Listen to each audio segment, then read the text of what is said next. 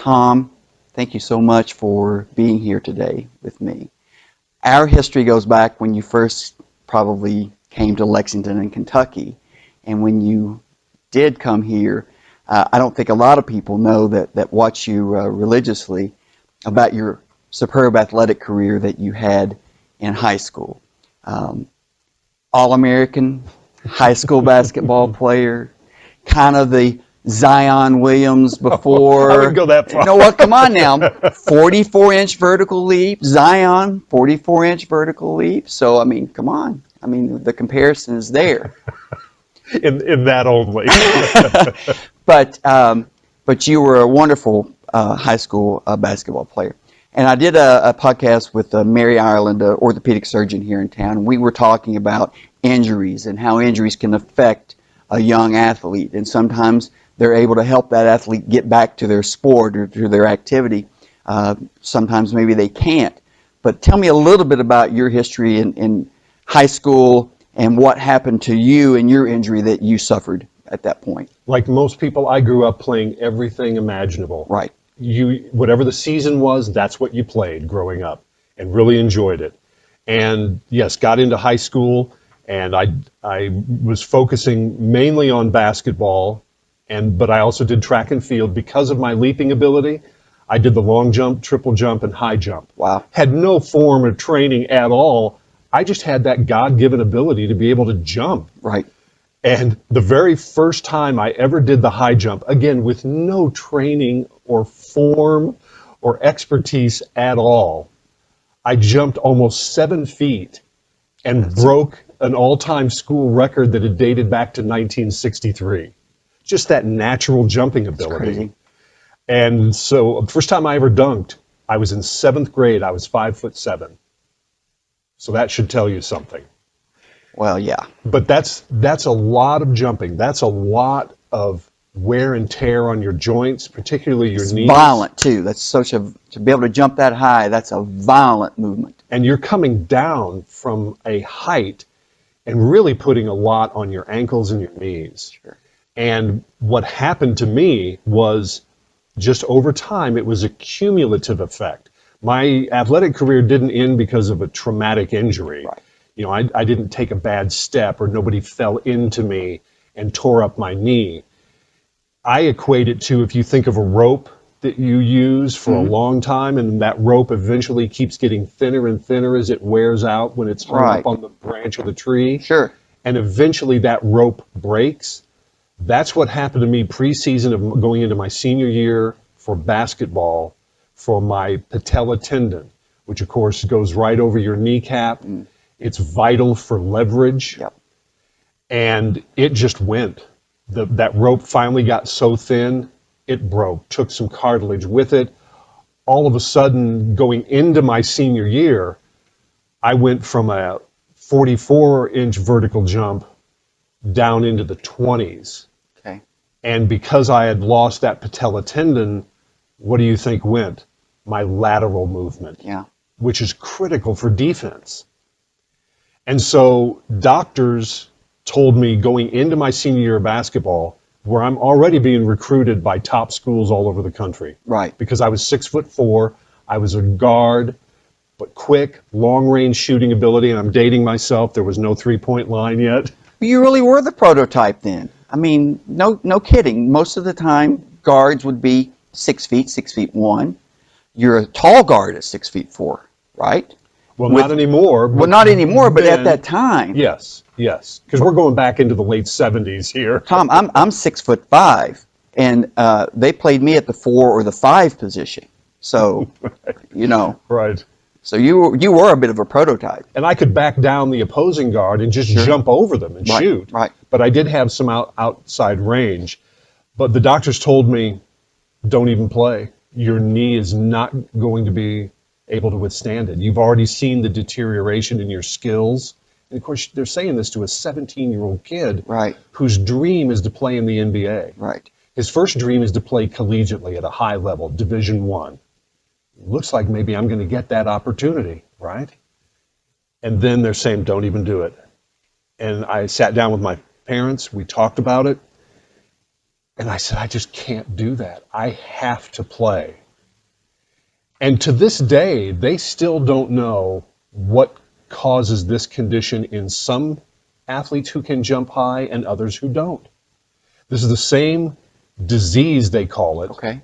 that ended Elgin Baylor's career, who was known as a leaper. Yes. But why didn't Kenny Walker for the Kentucky Wildcats get it? Why didn't David Thompson back in the day for North Carolina State and the Denver Nuggets, who was a leaper? Yeah. Why didn't he get it? They still don't know why some do and some don't. But I did. But I said, I've got to play. They said, well, we can give you a cortisone shot, which, as you know, there are downsides to that. All right. Because you can't feel it. That's right. And so you're just doing more damage, but you're not feeling that. And they said, now you will suffer later in life by this decision that you're making now. But when you're 17 and you feel like your life's being taken away from you and your future's being taken away from you, you're going to do it because at 17 you're invincible, right? Right, that's right. You're going to live forever, and you don't care what you're going to feel like when you're 55. That's too far in the future. Yeah, that's an old man when you're 17. No. Yeah. I knew there wasn't an expiration date on my birth certificate, so I was ready to go. And back in that day, the treatment, philosophies are different than they are now. I had this huge brace Right. that weighed more than I did. Right. How I lugged that leg around, I have no idea. But I took the cortisone shot, put on that big brace, and fortunately I did complete my senior year of basketball knowing that that was it, that I was not going to be able to play in college. Okay, so you had committed to that idea already that this was your goodbye Yep. to basketball. Right. And I still had a phenomenal senior season in parade, All-American, and, averaged huge number of points and rebounds, even with the diminished jumping ability and mobility. When the cortisone would wear off, the pain was incredible. So what did I do? I got another cortisone shot just to get me through the season. Right. And do I regret that decision? To this day, I do not, even though now when you hit 50 and above, You are suffering from some of those decisions. absolutely, you pay the price Okay. for that decision, no question about it. And I have not been able to be really athletic since I was 18 years old. What do you do for your just general conditioning? What do you do just for exercise? What would be your... It is so limiting right now because of that knee injury. And of course, I've had surgery, and unfortunately, also I had a torn meniscus, which is a very common knee injury, but it's still limiting. I could barely get up and down stairs, and believe me, when I get out of bed in the morning, I creak and pop, and Right. it's a struggle to do everything. And I am kind of the classic broken down ex-athlete, and all my parts are worn out. I've had 9 surgeries Okay, wow. on various parts of my body, 2 on each shoulder, because I just wore out the joints. Yeah. I had AC joint separations. That's acromioclavicular for you out there. And I had, to the nth degree, 5. I've had torn labrums, torn rotator cuffs. I've had back surgery because I had a disc that herniated, L5-S1. Tried to rehab it, nothing worked. Right. Last resort is surgery. Knock on wood, it's been successful. Okay. Knee surgery, rhinoplasty because I had my nose broke 4 times Yeah. in basketball. For some reason, I had the great ability to put my nose right where it shouldn't be, usually at the end of somebody else's elbow. And my nose was I looked like a boxer Yeah. who did not have a good career. So I had to try to get that straightened as best I could because that was causing all sorts of sinus problems. Right, sure. So I had, this rhinoplasty, septoplasty, which, by the way, is the worst procedure I've ever been through heard in that. my life. I have The a most deviated painful- septum, and they say the surgery is just so hard. They have to pack everything in there. And, Brutal. the recovery is, if you're squeamish, I guess, the recovery, just that first initial where they pull that packing out's tough. Yes, it is. If you don't have to go through it, folks, don't do it. I've had heart surgery. I didn't know that. Yeah. Yeah. I had, it was basically, it wasn't a heart murmur, but I would get an arrhythmia. Yeah. That all of a sudden, maybe caffeine would trigger it, which I Yeah. don't do caffeine anymore. Sometimes fatigue, but my heart would just get out of rhythm. So I went on medication for it, but then that medication became less effective. Yeah. And I've even had, on one occasion, they had to do the paddles Really? to get me Yeah, back they had into the rhythm. cardioversion. Yep. Yeah. Yep. And the surgery that I had was cardiac ablation. Yeah. It's basically the wiring, the electrical wiring in your heart. It's like a wire goes bad. That's why you have the irregular beat. And when medication is no longer addressing it, and I kept going into AFib Oh no. and then atrial flutter, Yeah. and then that led to a blood clot in my heart. And they're like, if that clot breaks away, Yeah, you're gone. you're gone in a second. So they put you on massive blood thinners to reduce that clot before I could even have the surgery. But they couldn't give me some medications for the arrhythmia and the atrial flutter. So for 2 weeks, my resting heart rate was almost 200 beats a minute. Wow. Think about that for a second, because you watching right now, your resting heart rate, even if you're out of shape, is probably going to be under 100, right? Oh yeah, 70 to 80 would be normal. I'm doing 200 beats a minute for 2 weeks. Yeah. I couldn't sleep because you felt like you just run a marathon. Yeah. So it's like a tachycardia to the nth degree. To the nth degree, nonstop, 24/7 for 14 days. I Right. thought I was going to die. Right. I would have done anything to have that heart surgery Right. at that point. But because of the clot, I had to go through that and get rid of that clot before we could go in and do the surgery. It was an 8-hour surgery where they go up through the groin and go in and basically they burn out that bad circuit in your heart. Right. In layman's terms, that's what they do.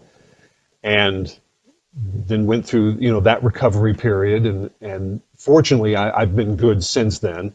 I've been good with most of my surgeries post, but I felt like I spent about 2 decades in physical therapy Sure. as a broken down ex-athlete. Yeah. Well, you're good propaganda. Absolutely. And to answer your question, what do I do now? Yeah. Not really anything. Right.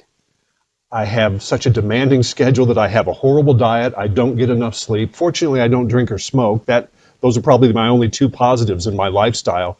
But I'm so limited physically, it's hard for me to find something to do. And I'm not using that as an excuse, but it's a reason. Right. It's like, oh, well, you can try this. No, I can't do that because of this. Well, let's try this. No, I can't do that because of this. Because they've suggested everything. Sure, they'll give you all of this. We'll try swimming, You try gotta the swim. elliptical. I can't swim with my knee. Right. I mean, any type of whipping motion Right. kills me. Right. My shoulders, just trying to swim, it's brutal. You have to be able. You need to turn that heart on to get it up to 200 beats a minute, and then just be able to turn it off, and that'll be your exercise. Just I can't. On and off. I can't run yeah. because of the knee. I can't. I mean, it hurts to walk. Sure. And everyone says, well, eventually you're going to have a knee replacement, which I probably will. But there's a coping mechanism that we all have. My knee never doesn't hurt, Right. ever. At the very least, it's a constant ache. You can't stand for long periods of time. You can't do anything for long periods And of your time. back, all that. All of all it. kind of Yeah. plays Oh, in yeah. there. Yeah, I'm almost getting ready to turn 60, but I'm in a 90-year-old's body. That's what it feels like. Well, interesting. I've got a question for you. You're a broken down athlete. There are a lot of broken down athletes out there. Some of those people can channel that. I don't know what it is that makes people like you, the All-American basketball player that, just focuses on that objective and accomplishes it. But when that gets taken away from you, then you've got this void, I would assume, that you have to fill. And how did that kind of happen for you? What filled that void for you to you're very successful now, but something had to happen along the way to kind of get you where you are now. What did you do to get there? We see that every athlete, especially those who have been successful and have performed at the highest level, when their career is over, they're all young men and women usually. Yeah. I mean, even when they talk about, oh, he's the old guy, who's still pitching at 45 or still doing whatever at age 40. Yeah. Tom Brady at age 42, unbelievable. Yeah, geriatric. He's going right from Gillette Stadium to a nursing home. Well, even then, these so-called old athletes are young men and women. Yes. And so a lot of athletes' careers end even earlier than that. And I think a lot of them do struggle with what fills the void. The adrenaline rush, the adulation, the special treatment, because they've been coddled since they were little. Right. Because they were better than everybody else. From the beginning. From the beginning. The rules don't apply to them. A lot's been handed to them. Even though they've worked hard at their craft, they've still led a privileged life. And if they made a lot of money as a professional athlete, they're set for generations. Sure. But just ask Michael Jordan what it's like to fill that void after your playing days. He still cannot find it. Right. Still searching. Still searching. And those athletes suffer through depression. They often will turn to drugs and alcohol. A lot of bad roads to go down because you can never find anything to replace what you had. Right. And you're like, gosh, I'm finished at 31. In my case, I was thinking I'm finished at 18. Everything's been taken away from me. Instead of going to college to play the game I loved for basketball for free, instead, I was working 2 jobs in the summer trying to save up enough money to go to the cheapest state university that was $36 a credit hour, killing myself so I could go to school. So even at 18, I went through depression. What am I going to do next? There's just a sense of sadness. Mm-hmm. You feel sorry for yourself. You go through all of the traditional why me? Right. God, why did you do this to me? I had such a promising career and you took it all away from me. You don't say, God, thank you for that great natural ability you gave me. You blame God for taking it away from you. You're angry. You're bitter. I went through all of those stages. And I don't know that it was any one thing for me that turned things around. But before I went off to school, still at 18, a light bulb went off in my head and said, well, if I can't play sports, how can I still stay close to it? And this had never even been on my radar. I said, what about broadcasting? What if I broadcast sports? I could do games on radio, and I could call basketball games. I know the sport. I think maybe I could do that. So when I went off to school, I immediately declared as a mass communications major, double minor in English and marketing. Okay. And because in our profession, you have to be able to write. My roommate, my freshman year, got a D in English. He said, is that bad? And I'm like, no, don't worry about it. It's only your native language. I wouldn't be too concerned. And so I'm from Eastern Kentucky, Tom. I'm still learning English.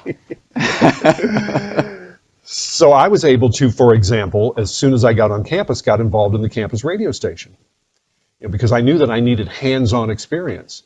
And my freshman year, I became the student radio voice of my university's football, basketball, and baseball team. Traveled with the teams, called their games on radio, because our on-campus station was a National Public Radio affiliate, 100,000 watts, clear channel. Right. I mean, it was not some little campus-only rinky-dink.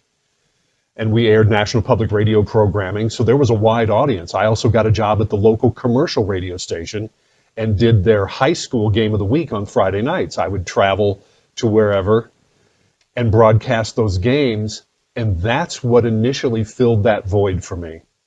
I couldn't play it, but all of a sudden I was still close to it and still involved and enjoyed it. Did that bother you, though, a little bit, seeing these guys out there that you know you're better than they are, and yet you're calling their games? I mean, didn't it kind of feel like a little bit of a Not so much that. What I did find myself doing a little bit was knowing the game. I wouldn't do it on air, but I would be thinking to myself, "Oh, this team does not know how to break a press. right, This coach needs to be doing this, and this, right, and that player needs to be doing this, and this." right. So that was just kind of in my head. But I also appreciated, just the fact that they were out there. Was there a little bit of jealousy? Yes, because I still wanted to be out there.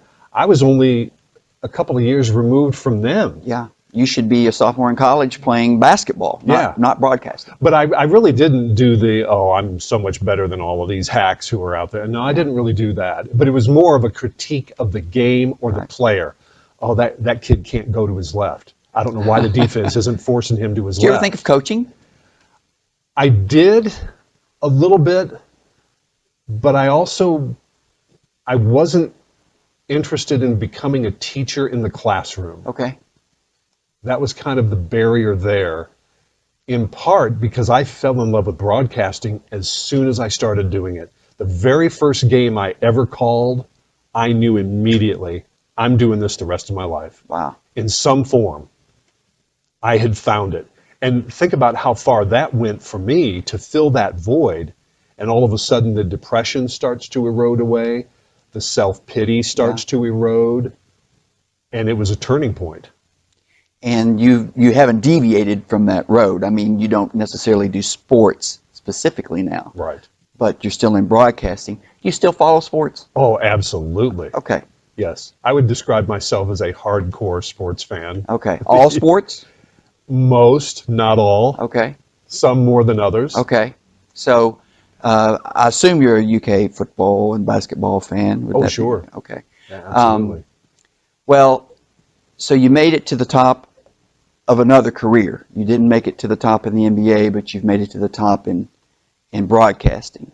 So you filled the void, and you used the hours that you were training in basketball. It sounds like you shifted those hours to calling lots of games and doing things locally to hone your craft, and then here you are today. So that's an amazing story.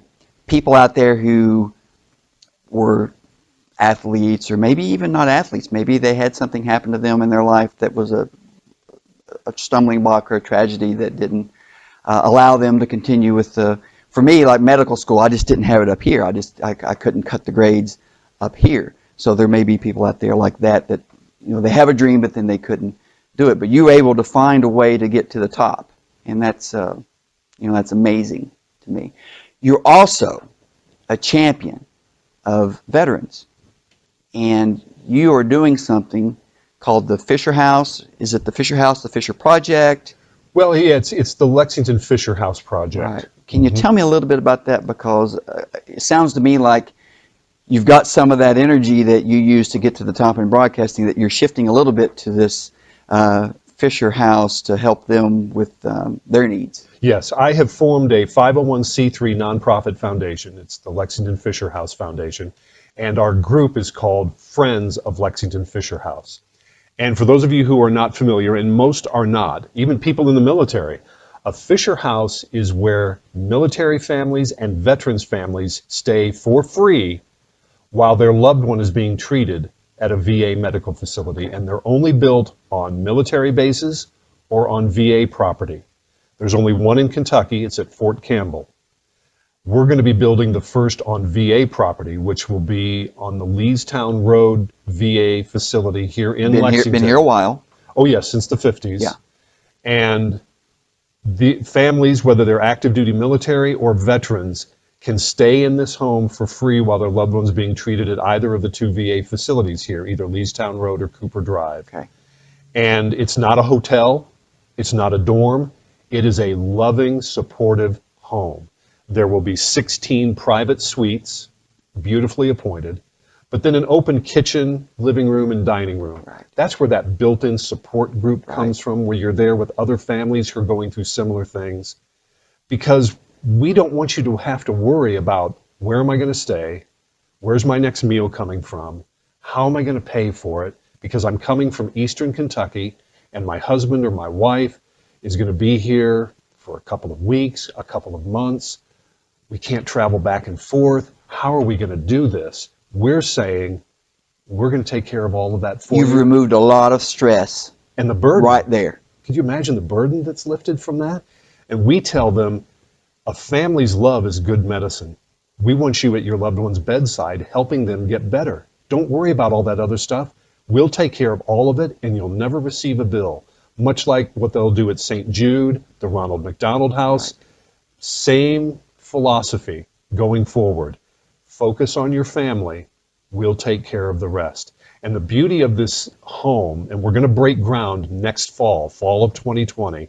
It's going to be built right inside the main entrance on the left at the Leestown Road campus in a park-like setting. Again, the home, 13,400 square feet, beautifully appointed, comfortable, loving, supportive. When we build it, and it's a $7 million project, we're trying to raise $3.5 million, and the National Fisher House Foundation will match that for a $7 million project. When it's built, we then gift it to the VA for free. The VA then owns and operates it. It becomes a federal building.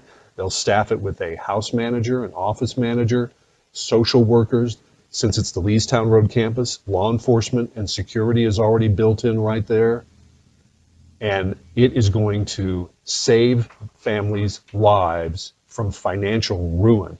I saw too many people, because I've volunteered at the VA for more than 35 years here, visiting hospitalized veterans, because I've dedicated my life to advocating for veterans, helping them, serving them. Right. You know, when it comes to a veteran, my answer is yes. I don't care what the question is. Because the VA approached me to head up this fundraising project, and I said, I'm not a fundraiser. I'm a broadcast journalist. Right. I've never fundraised in my life. But they knew that I had passion for veterans and military and their families. So I took on that role to do that. And it has been a learning curve. There's no question about it, with mistakes along the way. But you know, we're in full bore right now. But I just keep my eye on the prize. And when I see these families sleeping in their cars in the parking lot at Leestown or the parking deck at Cooper Drive, that's not acceptable. I mean, that's not how we treat our military and veterans families. They sacrifice just as much and have served this country honorably and valiantly, just like their loved one has. And so that's why this home is for them. I met a woman just several weeks ago, was coming in from Eastern Kentucky. Her husband was there for several weeks. They had $5,000 in their savings account. And they'd saved their whole life for that. They spent every penny of it on hotels and food while he was hospitalized here. Wiped them out financially.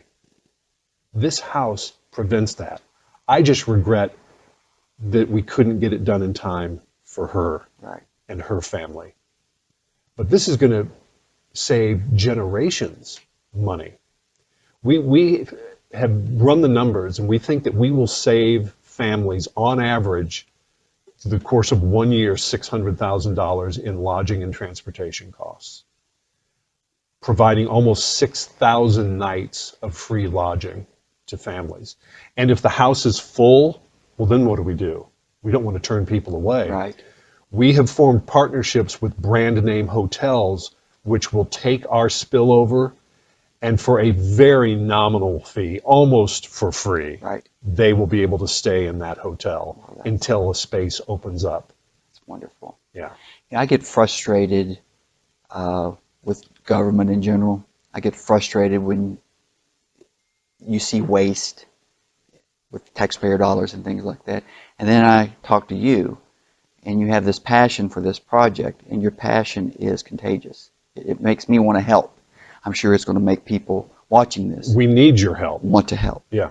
And what can we do to support what you're doing with the Fisher House? I know financially is part of it, but is there anything else? Yeah, I talk about it in terms of not money, but joining our mission. You know, do you want to do something that helps our military and our veterans and their families? Who's going to say no to that? Who's going to say that's a bad idea? Would you like to wrap yourself in the American flag and do something for your country? Get involved in this project. It's tangible. Yeah. if you get involved, whether it's volunteering at the house after it's built, taking a meal, helping spruce up landscape, helping wash sheets, whatever it may be, you're making a difference. If you donate to this capital campaign to build the house, every time you see a picture of that home or drive by it, you can point at it and say, see that? I helped build that. Right. And that's real. Yeah. Oh, and by the way, that house is keeping people from financial collapse and maybe even helping save a life, because that family was at the bedside, not in a hotel. Right. And if they're at Leestown Road, they're within walking distance of Right that there. bedside. Reducing that burden, that stress, that's a real thing. So we need people to join that mission and raising awareness of what a Fisher House is. Right. Because again, even people in the military have often never heard of it if they haven't needed it. It's almost like insurance, Yeah. If you don't need the insurance, you kind of forget you have it. But if you need it, Boy, you you thank really- God it is there. And that's what a Fisher House does. Because when you need it, it's there for you. And I didn't know about it either. So And you're not alone. So we need people to be aware of it. Right. Just raising awareness. If you want to donate, fine. We really need to get in front of corporate America. right. We need corporate America's support here. To be blunt, we need somebody to write a big check. Right. We just had our 4th annual VA 5K road race 2 weekends ago. It kicks off the Week of Valor leading up through and beyond Veterans Day, which we just celebrated. And we had over 300 runners. The first year we had less than 100. I mean, it's just grown every year. And we have now a great partner in Walmart. I mean, Walmart, they don't have to do this. That says something about Walmart. Right. I mean, they really do the right thing and get involved and give back in all of these communities. And through the month of October, anybody in a Walmart in southern Indiana, throughout Kentucky, West Virginia, they would see at the checkout, they could drop in a donation to Fisher House. Well, they just wrote us a check for $62,000. Wow. Their associates held bake sales and did things on their own to raise money. We had over 100 Walmart volunteers along our road course at the drink stations where they came out on that Saturday giving their own time. Walmart doesn't have to do that. That's right. That's a great partner. And we need other big name corporate partners to join our mission like Walmart has done, because you're making a difference. Sure. It's not just a tax write-off. I mean, that's being a model corporate citizen. That's right. And we need that involvement. But we also need the guy who's giving We me need $5. grassroots. You got to have the grassroots too. I have a young girl, a teenager in Louisville, who is raising money for us for the youth group of Daughters of the American Revolution, DAR. Just got a letter this past week from a woman in Tollsboro, Maysville area up in northern Kentucky. Her 14-year-old son wants to raise money for the Lexington Fisher House project. He's going to give a presentation to his church and in his school. And so we're going to give him the materials he needs to be successful. We're sending him brochures and the things that he needs to help tell our story. So we even have young people, that next generation who are saying, I want to support our military and our veterans. I'll tell you what. We're going to put all of the information for Fisher House in the description under our video today. All they have to do is touch on that, and it'll pull up the description on where we can send money to you or volunteer or do anything that we can. But you promise that as this starts to break ground and all that, come back on and tell us how it's going. Absolutely. So that we can do this again and maybe reach more people and get more people involved with that. And I'd like to challenge any of the people that watch KAWP. I'm going to give you a $500 check today for Fisher House. And anybody out there watching this today, if you will match me and give that $500 to Fisher House, we would greatly appreciate that. That's fantastic. Okay? And you'll come back on next time when it's under construction and talk to us again. That's right. Absolutely, yes. And again, it's a 501c3. It's fully All of deductible. this is tax deductible. All right. And you'll receive that receipt whether you donate online or mail it in. And all of that information is on our website. And we just completed a video that I showed you before Yes. we taped that when you go to our website, it's right on our homepage, right there at the top that you can watch. It's 2 minutes long. It will show you what a Fisher House is, what it does, and the difference that Yeah, it you makes. showed me that video, and it's excellent. So we'll make sure that that's linked on our video too, so that they can see that. Yeah, it's one of our Right. national partners, Suave. Suave. They donate a portion of their proceeds to the National Fisher House Foundation. And just real quick, the Fisher House is named after Zachary Fisher. Zachary Fisher is only the second American in U.S. history to be designated by Congress as an honorary veteran. There have only been 2 ever in our country's history. The first was Bob Hope. Okay, which makes perfect sense with his USO tours. Zachary Fisher is the second, and to this date, the only 2 in our nation's history. He came here as the son of immigrants who came to America for a better life. They had a bricklaying business. They found that better life. He was so appreciative to the United States and what it did for him. He wanted to join the military in World War II, but he suffered an on-the-job injury, couldn't do it. And so he dedicated his life to serving the military and veterans, to give back to the country that had given so much to him. Well, it just so happened Zachary Fisher and his brother turned out to be pretty successful developers. Zachary Fisher and his brother built most of what we know as the New York City skyline today. Wow. And he learned in the late 1980s, early 90s about this problem. Families sleeping in their cars at Walter Reed. And the chief of naval operations' wife saw it and went to her husband and said, we can't accept this. Right. And he knew that if he went through the Department of Defense and the Pentagon and all the bureaucracy, it would take forever if it ever got done. Sure. But he said, when you want something done that's going to help the military or veterans, you go to Zach Fisher. He did. Zachary Fisher said, I'm a builder. I've got a construction company and architects and designers. And he, with his own money, started building Fisher houses. The first one was at the then U.S. Naval Medical Hospital in Bethesda, Maryland. Then Walter Reed, and then another place, and another place, and another place. And again, today, we have 86 Fisher houses in 3 countries. Wow. 86. 86. And they're in Germany and the UK. And he has since, and his wife Elizabeth have since passed away. But his family continues on with his legacy with the National Fisher House Foundation. You will not meet finer people. And we are good stewards of your money. A+ Charity Navigator. You can look on our website. You know there's no overhead. You know where your money's going. Right. And every money for us goes to this Lexington project. Okay. Every penny of it. We're an all-volunteer board.